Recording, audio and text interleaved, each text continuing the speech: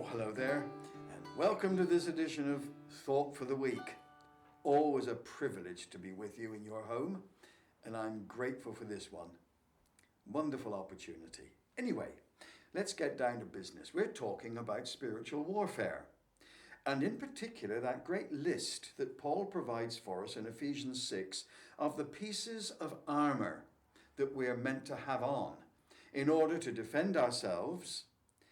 And the interesting thing is that although Paul says, be strong in the Lord and in his mighty power, put on the full armour of God so that you can take your stand against the devil's schemes, never once does he say, take it off.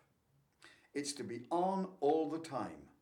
These various bits of armour have so much to teach us, but it shows us that there needs to be a continuity about the whole thing. We're never to take these pieces of armour off. They're to be with us all the time because we need them. And why is that? Well, because the devil is out like a prowling lion, seeking to take one of us when we're off our guard and when we're weak. And that's what the devil does. So we have to be on our guard, and we have to be sure that our spiritual armour is in place. I invite you to review the bits that we've done already, just to make sure that you are serious in your approach to them. But we've been looking at these ear sandals, quite a surprising part of the armour, but a very necessary one, and in fact, pretty basic to everything. Because if you can't stand your ground, you're no good as a soldier. If you're forever slipping and sliding all over the place, what good is that? None whatever. Your feet have to be shod properly.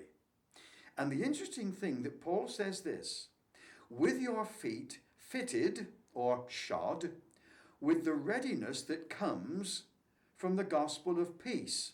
If a Roman soldier had his sandals on properly, he was ready for anything. So what's he talking about? What's the apostle talking about here? Having your feet fitted with the readiness that comes from the gospel of peace. He's talking about our being ready to respond when we're challenged by the enemy. Some of us prefer to run the other way.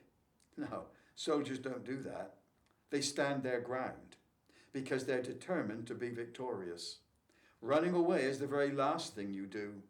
But to stand your ground, you need to be surely footed. That's why the readiness that comes from the gospel of peace is so essential.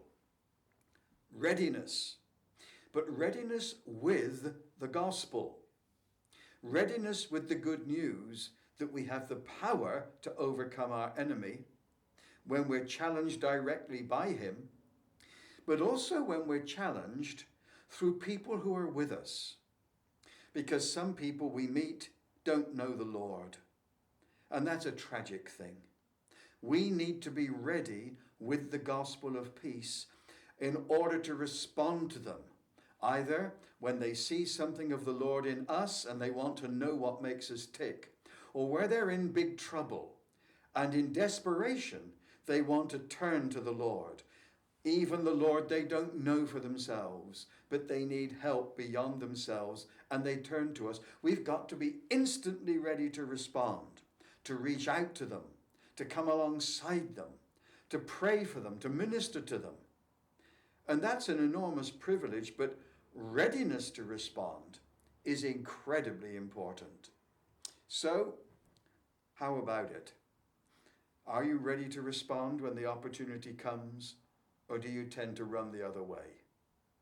That's a provocative question, but it's a very important one. Well, may the Lord bless you, and I look forward to talking to you next time. Bye-bye for now.